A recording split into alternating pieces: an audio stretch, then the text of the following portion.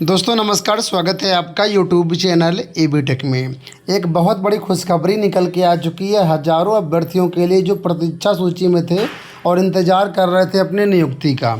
ये मामला आप लोग जानते हो कि शासन स्तर पर पेंडिंग था, जिसको लेकर के कुल मिलाकर के शासनादेश जारी कर दिया गया और सभी को खुशखबरी है। यहाँ पर देखिए, उत्तर प्रदेश के विशेष सचिव उमेश चंद्र की तरफ से ये आदेश जारी किया गया निदेशक के लिए। और यहाँ पर देखिए कहा है कि राजकीय माध्यमिक विद्यालयों हेतु लोक सेवा आयोग प्रयागराज के माध्यम से चयनित अभ्यर्थियों के सहायक अध्यापक और प्रवक्ता पुरुष महिला हेतु ऑनलाइन नियुक्ति पत्र प्रतिस्थापन किए जाने के संबंध में। आप लोगों को याद होगा कि एलटीगेट जीआईसी प्रवक्ता की काउंसलिंग निदेशालय द्वारा करवा ली गई थी पिछले साल, करीब 1 साल से ज़्यादा समय हो गया। जुलाई में, आई थिंक जुलाई 2023 में शायद काउंसलिंग हुई थी। ठीक है, तो उनको अब तक नियुक्ति नहीं मिल पा रही थी, बेचारे इंतज़ार कर रहे थे। तो उसी के लिए ये देखिए पत्र जारी किया गया है, शासनादेश है। और अब यहाँ पर आपकी नियुक्ति के आदेश जारी कर दिए गए शासन की तरफ से। तो यहाँ पर देखिए बताया गया है कि 29 अक्टूबर 2024 का पत्र ग्रहण करें, जिसके माध्यम से राजकीय माध्यमिक विद्यालयों हेतु लोक सेवा आयोग प्रयागराज के माध्यम से चयनित अभ्यर्थियों के सहायक अध्यापक और प्रवक्ता के अभ्यर्थियों को ऑनलाइन नियुक्ति पत्र प्रतिस्थापन किए जाने के संबंध में दिशा निर्देश जारी करने का अनुरोध किया गया था। इस संबंध में यहाँ पर ये जो अनुरोध है, सहमति है प्रदान की जाती है शासन की तरफ से। और अब यहाँ पर आपकी कॉलेज चॉइस होगी, कॉलेज चॉइस के बाद आपको नियुक्ति पत्र मिलेंगे। तो कुल मिलाकर के जो यहाँ पर कॉलेज होंगे उसमें रिक्तियाँ होंगी। उन रिक्तियों को कुल मिलाकर के 7 कैटेगरी में डिवाइड किया गया है।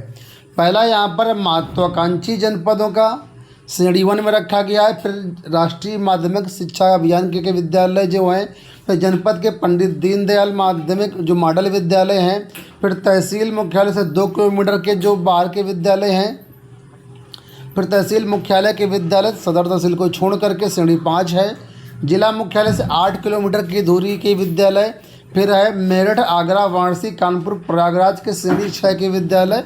तो कुल मिलाकर के ये सभी विद्यालयों को 7 कैटेगरी में बांटा गया है।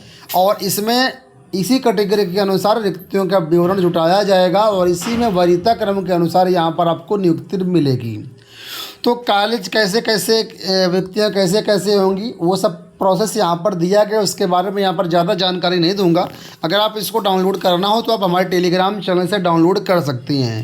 फिलहाल अभ्यर्थियों के काम की जो चीज़ें वो मैं आपको यहाँ पर बताता हूँ। यहाँ पर बाकी सारी चीज़ें ये निदेशालय के लिए हैं कि निदेशालय कैसे करेगा, ठीक है, वो सारी चीज़ें यहाँ पर दी गई हैं। तो मेन चीज़ें मैं आपको बता देता हूँ, बाकी आप पढ़ लीजिएगा।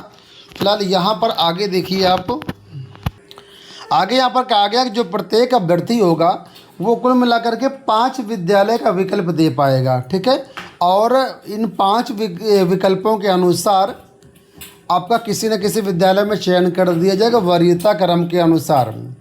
अगर मान लीजिए जो विकल्प आप नहीं देते, जो विकल्प आपने दिया उसमें से आप विद्यालय नहीं मिल पा रहा है, उस केस में लोक सेवा आयोग और मतलब जो एनआईसी का सॉफ्टवेयर होगा वो एक वरीयता क्रम का पालन करेगा। उसके अनुसार आपको ऑटोमेटिक कॉलेज वो अलॉट कर दिया जाएगा।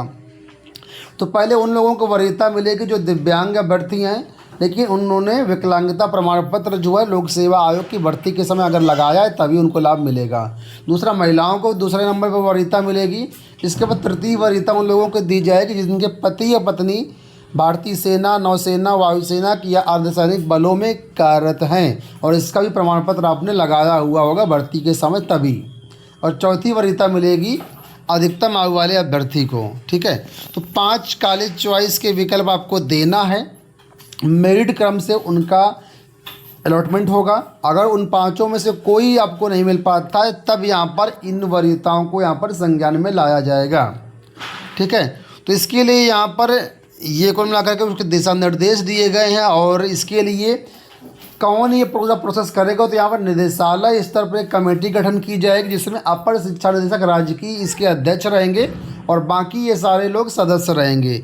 इनकी निगरानी में पूरी जो है कॉलेज चॉइस की प्रक्रिया शुरू होगी और इसके बाद आपको यहाँ पर जो है नियुक्ति मिलेगी। ठीक है। जैसे यहाँ पर आप कॉलेज चॉइस वगैरह कर देते हैं, उसके बाद साथ जो आपको जो वेबसाइट से नियुक्ति पत्र मिलेगा और योगी जी आपको नियुक्ति पत्र बांटेंगे, तो इसमें फिर नियुक्ति मत पत्र मिलने में थोड़ा देरी भी हो सकती है, क्योंकि जब तक प्रचार प्रसार नहीं होगा तब तक नियुक्ति पत्र कैसे मिलेगा। तो कुल मिलाकर के यहाँ पर देखिए बोला गया है कि जल्द से जल्द ये सारी चीज़ें कर लीजिए और कॉलेज चॉइस प्रक्रिया के लिए आगे कार्रवाई करिए। आगे यहाँ पर देखिए बोला गया है कि समस्त जो DROs हैं उनका भी ये दायित्व होगा कि जो भी नवनियुक्त सहायक अध्यापक या GIC प्रवक्ता रहेंगे उनको कार्यभार ग्रहण कराने से पूर्व समस्त अभिलेखों का सत्यापन करना होगा। 2 सप्ताह के भीतर समस्त डॉक्यूमेंट वेरिफिकेशन करने के बाद नियुक्ति पत्र देना रहेगा DROs को। ठीक है, कोई अगर उस वहाँ पर गलती होती है तो उसके लिए DROs को जिम्मेदार बनाया गया है। और ये पूरी काउंसलिंग या कॉलेज चॉइस करवाने के लिए जो सक्षम अधिकारी हैं वो बनाया गया अपर शिक्षा निदेशक, जो कि अध्यक्ष के रूप में रहेंगे। इनको जो है सारा प्रोसेस करना होगा और कॉलेज चॉइस की प्रक्रिया, नियुक्ति की प्रक्रिया इन्हों को संपन्न करानी होगी। जो भी नवनियुक्त सहायक अध्यापक और प्रवक्ता रहेंगे इनका वेतन का जो भुगतान होगा अभिलेखों के सत्यापन के बाद ही किया जाएगा। डॉक्यूमेंट वेरिफिकेशन के बिना जो सैलरी है वो पास नहीं होगी। इसमें विशेष परिस्थिति में कुछ नियमों में बदलाव किया जा सकता है। तो ये हो गई देखो मेन जानकारी जो शासनादेश में दी गई है।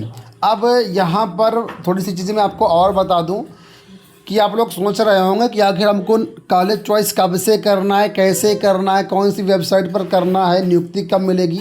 बहुत से प्रश्न आपके मन में आ रहे होंगे। तो देखिए आपको इसके बारे में क्लियर कर दूं कि ये जो अभी शासनादेश आपने देखा ये सचिव जी के द्वारा भेजा गया है शिक्षा निदेशालय को। अब शिक्षा निदेशालय इसमें समय लेंगे, समय लेने के बाद अलग से एक आदेश जारी करेंगे आप लोगों के लिए, यानी विद्यार्थियों के लिए, जिसमें निदेशालय आपको बताएगा कि कौन कौन सी वो डेट रहेगी, किन तिथियों में आप कॉलेज चॉइस की प्रक्रिया कर पाएंगे। क्योंकि अभी तो केवल अप्रूवल मिला है शासन से। ठीक है, अब निर्धारित समय में जो निदेशालय है वो रिक्तियों का ब्यौरा जुटाएगा, अगर कहीं पर कुछ कन्फ्यूजन है तो उसको दूर करेगा। इसके बाद पूरा जो सीटों का ब्यौरा है वो NIC को भेजा जाएगा। NIC उनको पूरा वेबसाइट पर फीड करेगा। उसके बाद NIC का जब पूरा ब्यौरा फीड हो जाएगा तो जो है वो निदेशालय से संपर्क करके एक आपको टाइमलाइन देगा कि इस डेट से इस डेट के बीच आप कॉलेज चॉइस कर सकते हैं।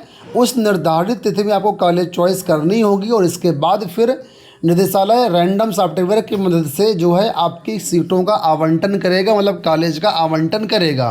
कॉलेज आवंटन के बाद आपको नियुक्ति पत्र दिया जाएगा। नियुक्ति पत्र आपको मिलेगा माननीय मुख्यमंत्री जी के हाथों से। तो कुछ अभ्यर्थी बुलाए जाएंगे माननीय मुख्यमंत्री जी के हाथों द्वारा देने के लिए, और ज़्यादातर अभ्यर्थियों को वेबसाइट से ही डाउनलोड कर पाएंगे वो। तो इस सारे प्रोसेस में अभी मुझे लगता है 15-20 दिन का समय लग जाएगा। उसके बाद आपको यहाँ पर नियुक्ति मिलेगी। तो ये पूरा प्रोसेस यहाँ पर रहेगा।